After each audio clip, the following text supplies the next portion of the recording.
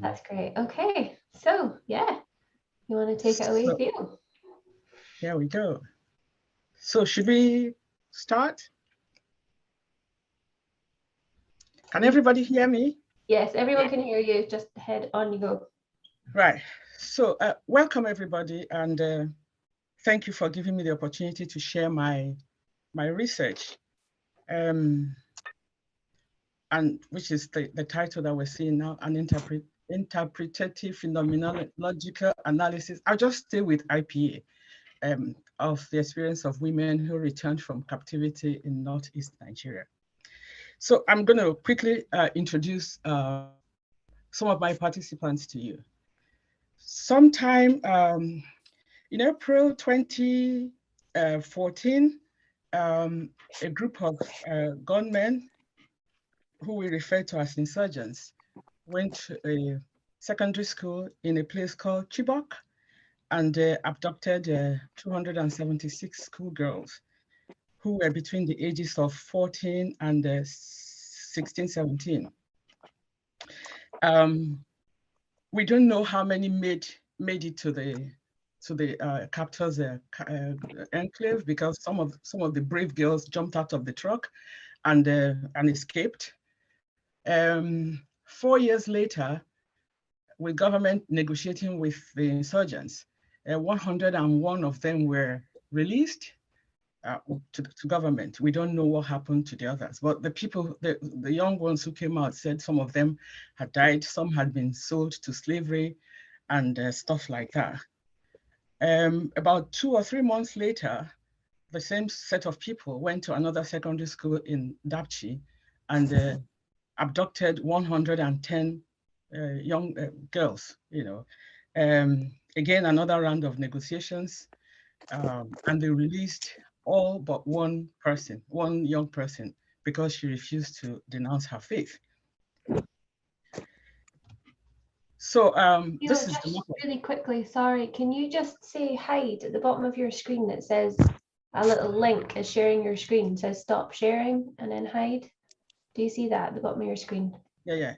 Yeah, it's just hiding some of the, thank you, that's perfect. Thank you. So map of Nigeria.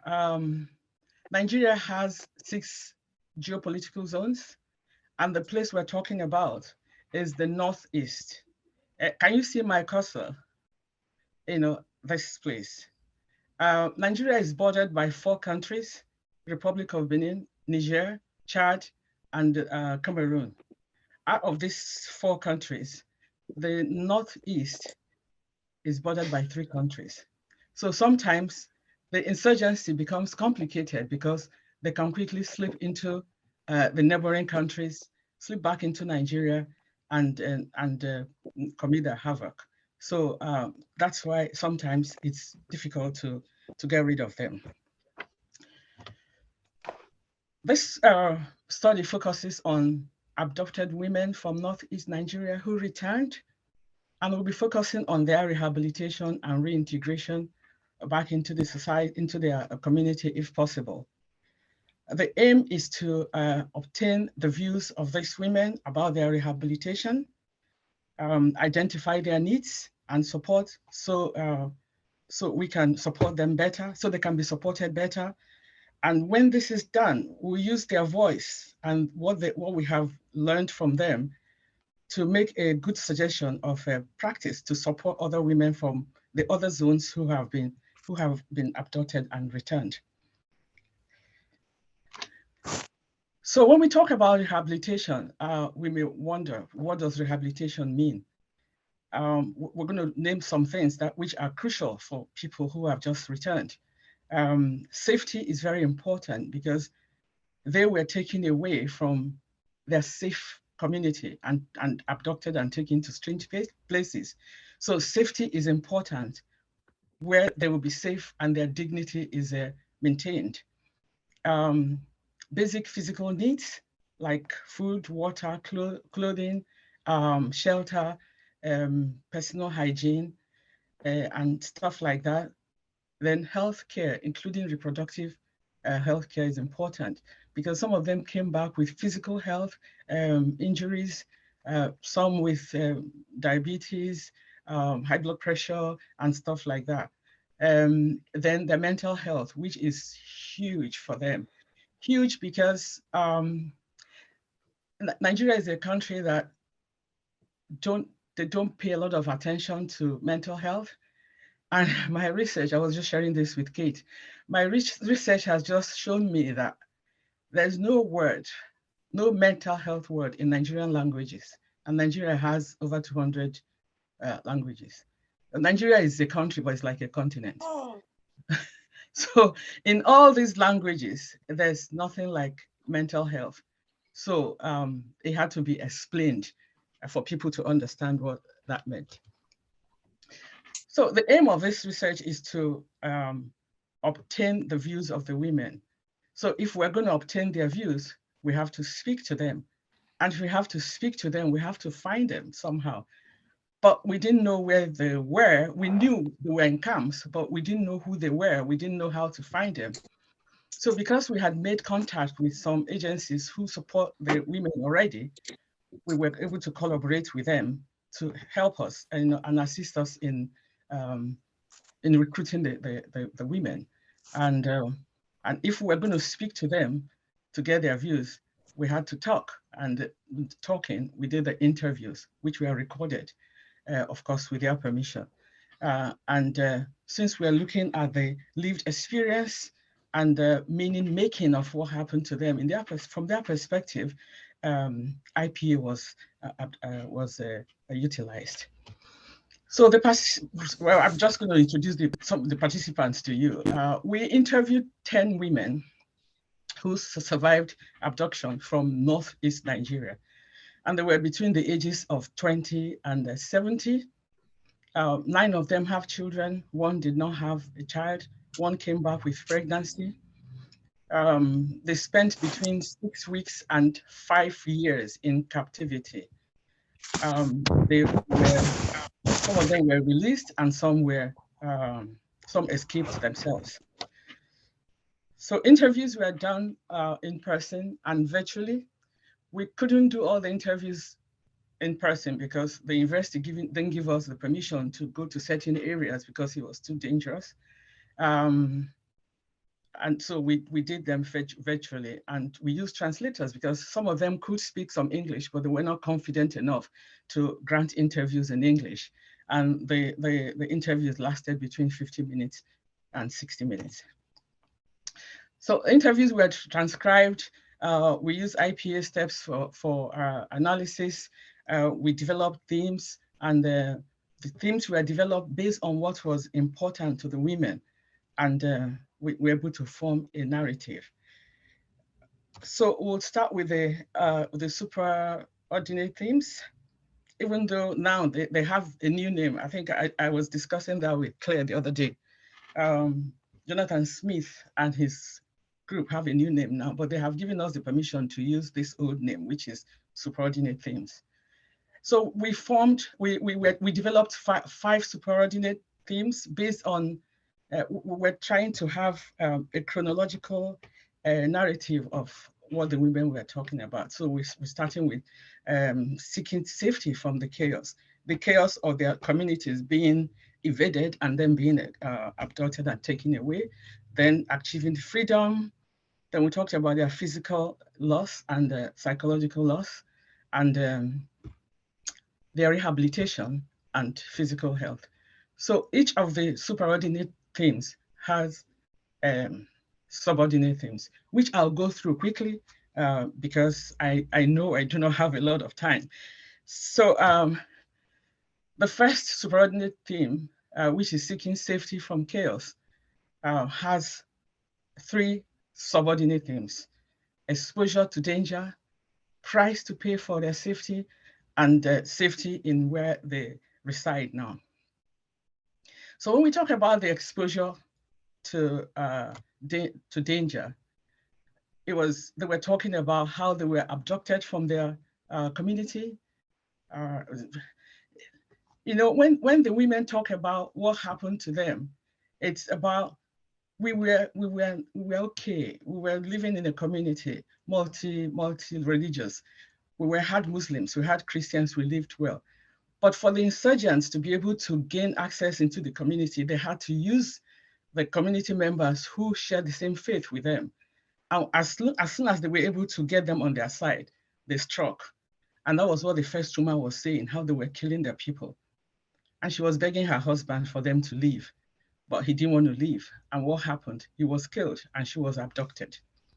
Then the second woman talked about the people that the insurgents were targeting. They were targeting women. And we got to know later why they were targeting women, because they were using women for reproduction to increase the number of their sect. They were using them as suicide bombers. If you refuse to convert, the person becomes a suicide bomber. They were using them to cook in their camps and so on, using them as bait to get through checkpoints and so on. So the next one is price for safety. Each and every one of them that escaped paid a price somehow. The first woman lost a foot while she was running away. She said a piece of wood went through her foot and came out on the other side. And the interesting thing was that she didn't even feel it until she got to safety. The second one said she was made to convert because in their community where they were from, their religion was everything about them. That was their identity. And for her to convert from one religion to the other was a big thing for her because she had lost who she was as a person. And the third woman talked about how brave she was to run away. As she said, she saw the corn field and it was overgrown and she knew she could hide inside. So she just dashed into the cornfield and they were shooting after her and they shot her arm and she lost an arm, but she said she was happy she succeeded in running away. So where they are now, because when they came out, it depends on how they came out. If they were the people that were rescued, they were most likely to be taken to the designated camps. If they escaped, then they will find themselves where to go, either to go to the host community camps or just to look for somebody to be with. So the first lady talked about where they are now, that she's okay because she's safe. She's in a community where she has other members of her family and there are no kidnappers there. Then the second lady talked about she's in the designated camp. The place is being guarded by soldiers, so she's fine there. But the third lady talked about the environment. They stay in the camp, the environment where I feel a little bit safe because she's not scared that they will come looking for her. The second subordinate theme is about the journey from bondage. So this first lady talked about how she left the captors camp. She was able to convince another woman who knew her way around that place to show her the way, so they escaped together. Then the second woman talked about how the Cameroonian soldiers rescued them from their captors. So these women feel that they have got freedom. They ran away from their captors. But somehow they feel that their freedom was not complete because there were still restrictions. The women in the designated camps where the soldiers guard the place say they don't feel completely free because their movement is restricted. They can go out between the hours between 8 a.m. and 6 p.m. and not later than that. So if you look at what they feel and how they are now, it's like, I'm safe, yeah, but I'm not really free. So that's one of the problems they talk about. Then they talked about being in control. Being in control is important to them, and that's freedom. Freedom. This was something that was taken away from them. And for them to feel that they are free now, they need to be free completely, and they need to be in control. Claire, how am I doing? You're fine. You've got another 15 minutes. I've got 15 minutes. Yeah, well, it's past, so you've got 15 minutes till the end. Yeah. Okay, all right. So the third superordinate theme is physical and psychological loss. Every woman I spoke to lost somebody, either husband, mother, children, somebody, uncle. So the first woman talked about how the insurgents came and killed her husband. He was just there. They asked him to go into his house. He was there with his children, and they shot him in his house. The second woman is a woman who has seen a lot of bereavement, a lot of death in her family. She lost her mom when she was 4 years old. She had 12 children, but only 4 are alive now. And she lost her husband. So this is the kind of woman that when she's talking about bereavement, she doesn't show any emotions. It's like, okay, I've seen it all. But I knew she was in pain because of how she behaved later. But when she talks about death, she doesn't show any emotions. Then the next one, her husband was killed, and the insurgents asked her to come and marry one of them.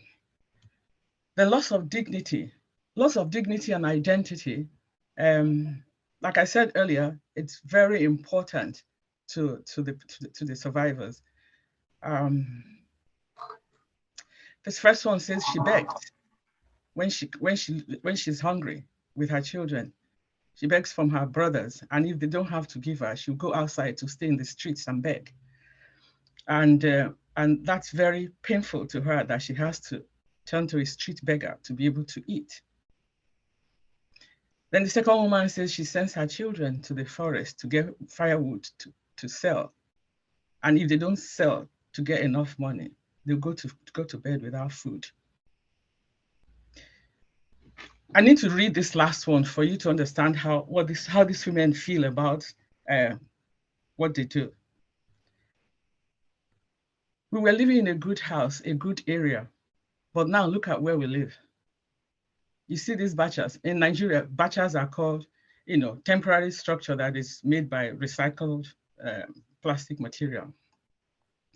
And she said even animals in where they came from had better accommodation than them. So sometimes this is a burden on her, that she had to live like this. These were people who were big-time farmers. People from this area fed Nigeria, with grains, corn, sorghum, and peanuts. They were big-time farmers. And now they are beggars and they are hungry. So it pains them that they have lost their identity. So we come to support, and I'll just go straight to the first subordinate theme. Every one of them says, we don't know what's happening. We don't see food. When we came here first, they said they were going to help us. There's no food. But everybody says, oh, the government has not done anything for us. And the people who come to see us are kind Nigerians from churches, mosques, and small NGOs to give them food. But government does nothing for them. Well, that's different from what we hear. We hear that government spends a lot of money looking after these IDPs, but that's not what the women have said to me. Theo, just to say you've got 10 minutes left now, okay? That's been 20 minutes, okay? Right, okay, that's fine, thank you. It's when we talk about this, the women, people think they just want to sit in the camps and wait for handouts. That's not what they want.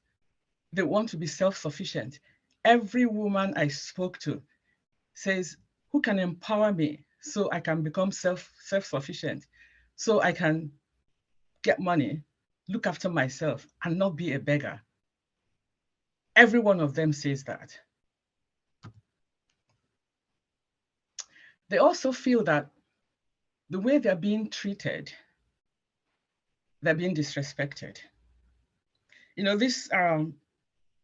This makes me think about what Lisa Goodman said yesterday about nothing about us without us.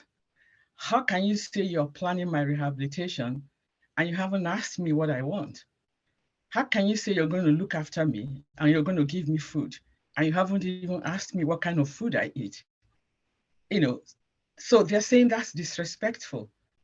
And the second woman says, if you want to support somebody, at least you have to ask him what he would like to do so that you support them. But they don't. And that's a big problem for the women. So the final superordinate theme has just two subordinate themes, which is poor physical health and mental health. When they were being taken away, the first lady, the first woman that gave this quote, said because they had just kidnapped them, the Nigerian soldiers were running after the kidnappers, the abductors, and somehow dropped a bomb or something, and the lady was affected. Um, she got her left breast almost severed. She has scars on her face and her foot too. So she doesn't work for a long time. The second lady says she has eye problem now, and she thinks it's because of the condition she lives in. That's why she's like that. Then this one has high blood pressure and stomach ulcer. Then their mental health. Every one of them talks about flashback. They talk about insomnia. They talk about overthinking, and nothing has been done for any one of them, except one of them who attends a support group for older people, where they are told to forget about what happened in the past and just move on. You have to show good example to the young ones and don't brood too much about what is happening, and they'll give them food. So even the woman knew that that kind of support group was inappropriate, because she said this to me.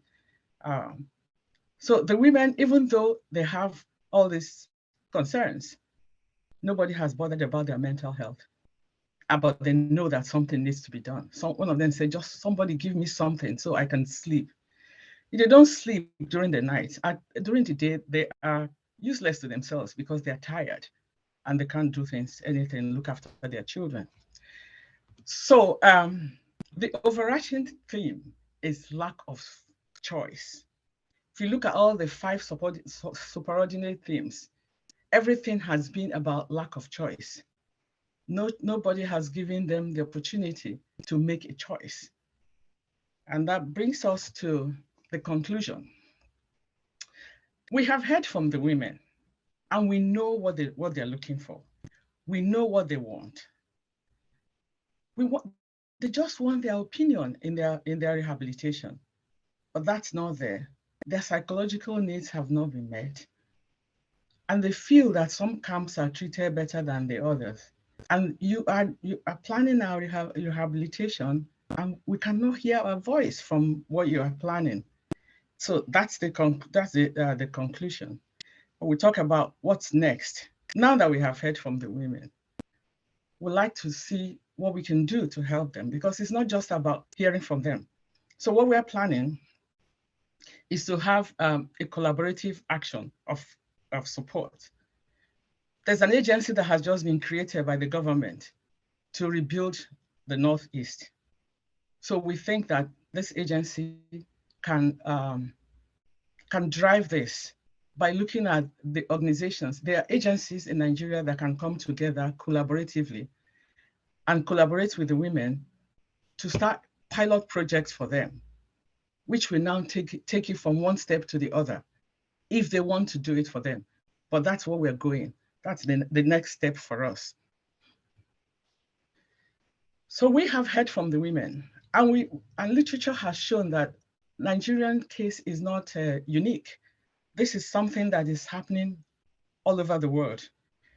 There's empirical research to show that women who have returned from abduction have not had any input in their rehabilitation. That has happened in Liberia, in Sierra Leone, in the Congo, everywhere that there have been armed conflict and women have returned from from abduction, their rehabilitation has been planned without their voice. So our aim, long-term aim, is to develop a rehabilitation pathway, a pathway that can be used all over the world, which will be developed using the voice of the participants that we have spoken to, because now we know what the pathway should look like. Thank you. Any questions? That was really wonderful. Well done, Theo. It really is just so much of what's been said over the past day and a half of, there are people who have voices and they're just not listening, they don't have a listener. So yeah, that was really, really brilliant. I think we've got maybe time for one question before we have to move on. You can stop sharing your screen now as well if you want to. Am I still sharing? You are, yeah. Right, there you are, you're fine now. We have something in the comments from Julie. Anyone who does want to ask a question, just pop your hand up and we can unmute you. Have I stopped sharing? Yes, you have. Yeah, you're fine. Okay. You're fine. Okay, hello, can everyone hear me? Oh, yes. Hi. Okay, thanks Theo for that wonderful presentation you just made. And as a Nigerian myself, I listened with great interest to what you've said. And it's a very important topic to study. And the type of research you're doing, I think, is very relevant and important, especially for the future of mental health and psychotherapy in Nigeria. So I just want to nuance one of your statements you made. Not to actually correct you, but to nuance it a bit. So you said in Nigerian languages, there is nothing like mental health. And yeah, you may be right, because when you think of it in terms of transliteration, yes, there may be nothing like that. But the ideas are present in Nigerian languages. And when you talk about the ideas of well-being, the ideas of peace, when you expand the notion of mental health, you will see aspects of that in Nigerian languages and culture. And more so, talking about psychotherapy is one of this discourse we're having. It may not be too present in terms of the westernized sense of what psychotherapy is, but within the religion, within the culture itself, there's a lot of psychotherapeutic activities happening itself.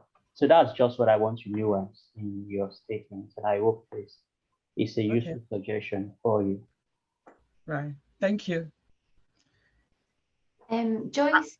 I understand. I understand Igbo, Yoruba, a little bit of Hausa, and I wasn't able to.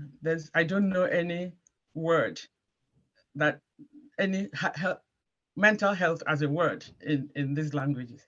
Yeah, I agree with you in terms of direct. No, but if you know outside this language, if you know, please let me know. So just to increase my knowledge. Thank you.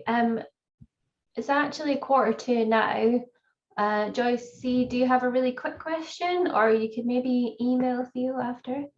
Yeah, my question, it was only a really, really quick question. Thank you very much for that. It was an absolutely amazing presentation. As a woman and as a Nigerian woman, it really touched me, that, fortunately I'm here and I'm not there, so this has not affected me in that sense. But for yourself, going out and speaking to these women, how did it feel to have to leave them in a situation where that it's going to take, from what I can imagine, it's going to take a while to get them to a place where their voices are actually heard? Yeah, that's a very good question, because people go to the camps every day to interview these women. And when they see you, they're expectant, they go, oh yeah, someone is coming to help us. So when I went to speak to them, I was very upfront with them, and I say, I have not come with a magic wand to do anything. What you're saying to me, I will take to people who may help us. but I'm going to keep you updated as I go along. So I'm in touch with them, and I keep you know, updating them about what's going on. So we're working together, and they're praying for me every day. That's so lovely. Thank you so much, Theo.